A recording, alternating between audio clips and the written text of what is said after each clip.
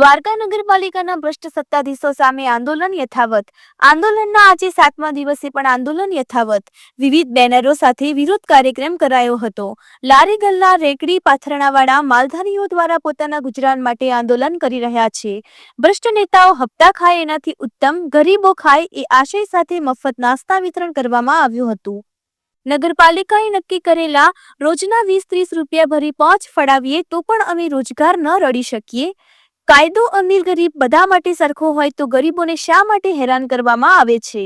અમારી 4 ફૂટની રેકડી તંત્રને દેખાય છે તો 14 ફૂટનું ગેરકાયદેસર બાંધકામ કેમ નથી દેખાતું?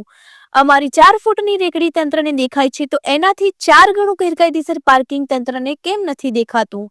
દ્વારકા નગરવાસીઓ ન્યાય કરે, હપ્તા આપી ગેરકાયદેસર બાંધકામ, પાર્કિંગ જનરેટર રાખતા લોકો ગુનેગાર કે અમો ગરીબો ગુનેગાર?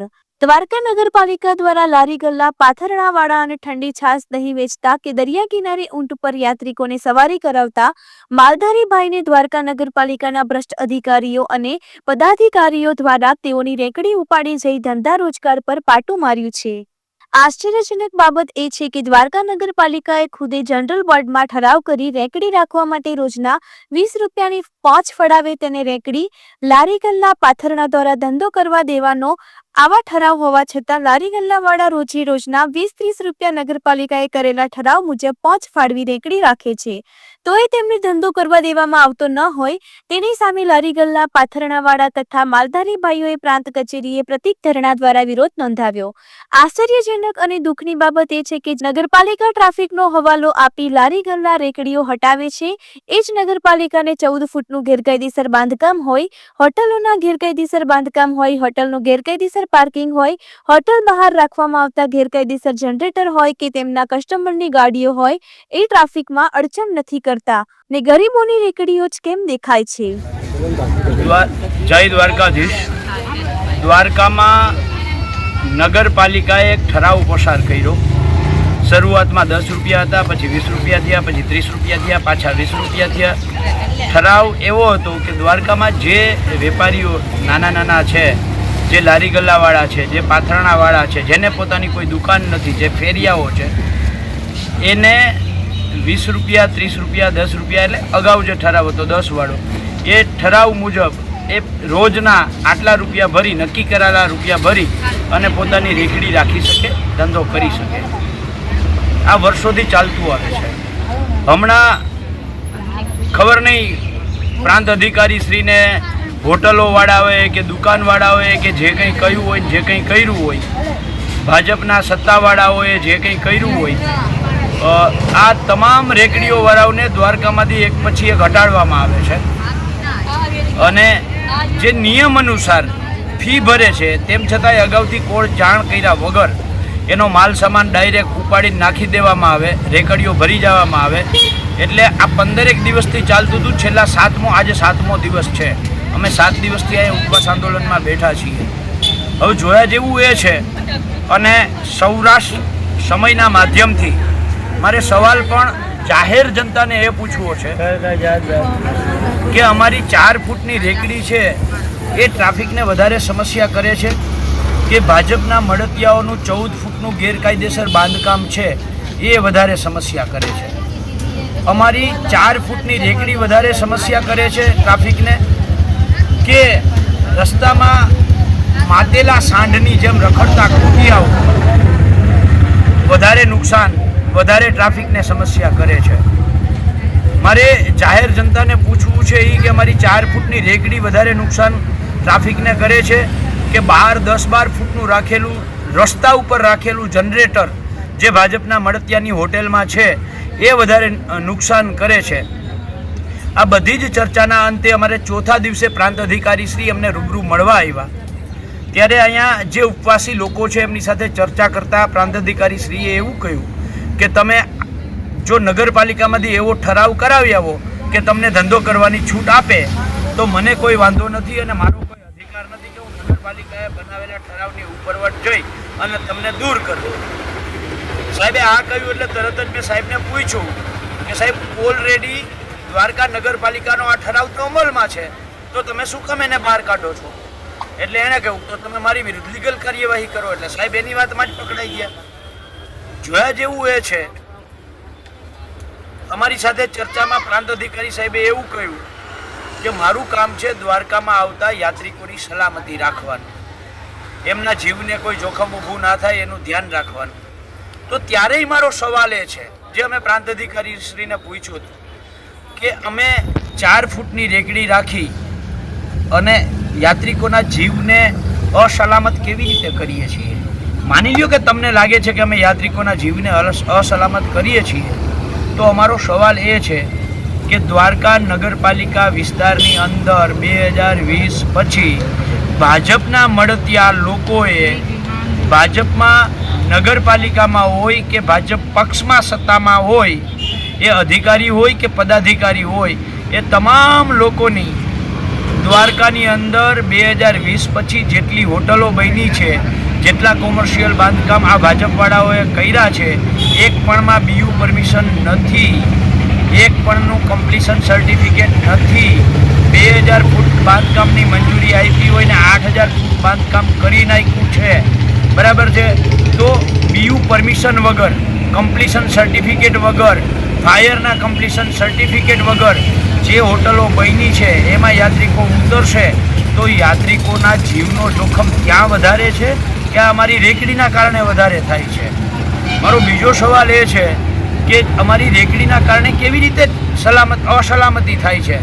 અસલામતી આ ખૂટિયાઓ જે માતેલા સાંઢની જેમ રખડે છે, એ ગમે ત્યારે ઢીક મારે છે અને એના કારણે કેટલાય યાત્રિકોના પગ ભાંગી ગયા છે. 1-2 ઘટનામાં તો એવું બન્યું છે કે મૃત્યુ પામ્યા છે. તો અસલામતી કોનાથી? રેકડી વાગવાથી, રેકડી સાથે ભટકાવાથી કોઈનો હાથ પગ ભાંગ્યો એવો દાખલો છે ખરો? પણ રાજકોટની TRP ગેમ અગ્નિકાંડ અને સુરતનો તક્ષશિલા અગ્નિકાંડ આપણી સામે સાક્ષી છે કે નિયમો અનુસાર ન થયેલા બાંધકામને કારણે આ ઘટનાઓ અગ્નિકાંડ થયા છે. તો દ્વારકામાં ભગવાન દ્વારકાધીશને પ્રાર્થના કરીએ કે આવી કોઈ અગ્નિકાંડ ન બને. મારો સવાલ, છેલ્લો સવાલ એ છે, હમણાં જ આપણે જેને જોયા આ ગણપતિ બનાવતા લોકોને, હવે એ લોકોએ તો અહીંયા પહોંચોનો ઢગલો કરી દીધો.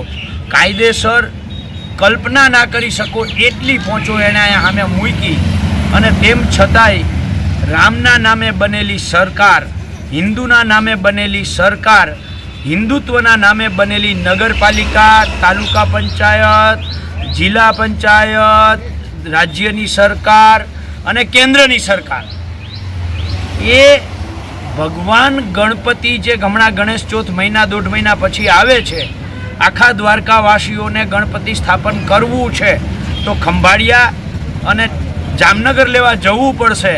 આ હિન્દુત્વવાદી સરકારમાં ગણપતિ બનાવતા જે ભગવાન આરાધ્ય છે, દરેક કોઈ પણ સારા કાર્યમાં ગણપતિ પૂજા કરીએ છીએ, એ ગણપતિનું સ્થાપન દ્વારકાવાસીઓ ના કરી શકે, આવું હિન્દુત્વવાળી નગરપાલિકા, જિલ્લા પંચાયત, રાજ્ય સરકારને કેન્દ્ર સરકાર ઈચ્છે છે. એટલે 2 હાથ જોડીને વિનંતી છે કે ગરીબોના ઝૂંપડાઓ ઊભા છે ત્યાં સુધી તમારા કાચના મહેલ છે. જો ગરીબોના ઝૂંપડાઓ તરફ તમે નજર કરશો, પાડવાનો પ્રયત્ન કરશો, તો તમારા કાચના મહેલને ખળભળતા વાર નહીં લાગે.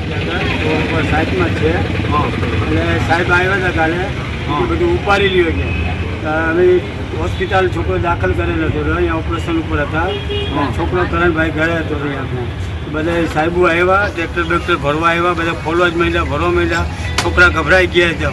મારે બાબુને છોકરો ગભરાઈ ગયા. સાહેબને કીધું, સાહેબ તમારે હાથ જોડ ઉભા રહીએ કે અમને ખાલી 2 મહિના પૂરતો ગણપતિનો ધંધો કરવા દો. અમારે 40-45 વર્ષ થઈ ગયા અહીંયા દ્વારકામાં, બધાની મૂર્તિ અમારે પૂરી કરવાની હોય, અને તમે આવી રીતે કરશો તો અમે સાહેબ અમે કર્જામાં બુડી જઈશું અને અમે કર્જામાં મરી જઈશું. અમે ગરીબ માણસ છે. સાહેબ કે નહીં, કાલ સાંજ સુધી 5 વાગ્યા સુધી આવે તો બધું રંગો ઉપરાવી દેજો, નકર પછી આ બધું અમે ભરી જઈશું. એટલે સાહેબ અમારે એટલી વિનંતી છે કે અમને 2 મહિના પૂરતું કરવા દો, નકર અમારે દવા પીવાના દિવસ આવી જશે. સાહેબ અમે બહુ ખર્ચવાળા માણસ છે અને વ્યાજથી પૈસો લઈ 3%, 5%, 4% લઈને ધંધો કરીએ છીએ. આ દ્વારકામાં 40-45 વર્ષ થઈ ગયા છે. એટલે અમારી હાથા જોડે એટલી છે કે અમારા બચ્ચા નફાવીએ છીએ અમે. તમે કહેશો તો ગણેશ ચોથના બીજા દિવસે અમે બધું ઉપાડી લેશું અને કાંઈક અમારી વ્યવસ્થા કરી દો. કાંઈ જગ્યાએ ક્યાંક બીજે ગોતી દઈએ તો અમે કાંઈક ધંધો કરી શકીએ, અમારા બચ્ચા નભાવી શકીએ. અમે 40-50 વર્ષથી અહીંયા ધંધો કરીએ છીએ. અમે કાઢી નાખ્યો તો અમે જાશું કે આવા ચોમાસામાં 3 ફેરે મંત્રી આવ્યો ત્યારે ભરાયો. એક સામે ગેસ્ટ હાઉસવાળા ભાઈએ કીધું કે એને બધું ઉપરાયું. આ એક ખર્ચો અમને લાખ 75-80 હજાર રૂપિયા હોય તો એ છાપરું ઊભું થાય. હવે કટિયા કરીને એ બધું બનાવ્યું. છોકરા બીમાર પડી ગયો, એક બીજો મોટો છોકરો એ બીમાર પડી ગયો અને એનો છોકરો પણ અત્યારે હોસ્પિટલમાં દાખલ છે, એનું ઓપરેશન કરેલ છે. તો અમે છતાં નાખીને અહીંયા આવ્યા. આવું સાંભળ્યું. રાતના 3 વાગ્યાની બસમાં બેઠા તો અહીંયા 5 વાગે આવી અમે ઉતર્યા. એટલે અમે સાહેબ અમારે એટલી વિનંતી છે કે તમે ભગવાન થાવ આ પળમાં અને અમારો ધંધો ચાલુ કરાવો. 2 મહિના પૂરતો અમને મદદ રાવો. બસ અમારી વિનંતી એટલી છે. દર વર્ષે અમે ગણેશનું કામ કરીએ અને એ 4-5 મહિના કામ કરતા હતા. પણ આ તોડફાડની અંદર અમારું કામ કાંઈ થયું નથી અને અમારું મૂર્તિનો ઓર્ડરને બધી દીધેલ છે. મૂર્તિ બધી તૈયાર થઈ ગઈ. તો એ લોકો એમ કહે કે હવે તમે મૂર્તિ લઈ જાઓ ને કે પૈસા અમારા લઈ જાઓ. અમે ઓર્ડર આપી દીધો છે ને કે અમે જો આ મૂર્તિનો ધંધો નહીં કરશું તો અમારા ઉપર કરજો થઈ ગયા હશે, અમારા દેવા પીવસના દેવા આવી જશે. એટલે અમારી વિનંતી છે કે આ કર્જામાંથી અમને કાઢી નાખો અને આવતા વર્ષે ક્યાંક અમને વ્યવસ્થા કરી દેજો જગ્યાની તો અમે ત્યાં વહી જઈશું. પણ આ વર્ષે અમને અહીંયા કરવા દો, કેમ કે આ બધું છાપરું ગરીબમાં ખુલે એવું નથી. અને 15 દિવસથી અમે મહેનત કરી બનાવ્યું છે. હજી કાલે જ ઊભું કર્યું અને કાલે જ સાહેબ આવ્યા તો ઉપાડી નાખો. તારા 5 લાખ રૂપિયા માસી ગયા, મારે બીજા ગ્રાહક ભૈયા ગયા છે.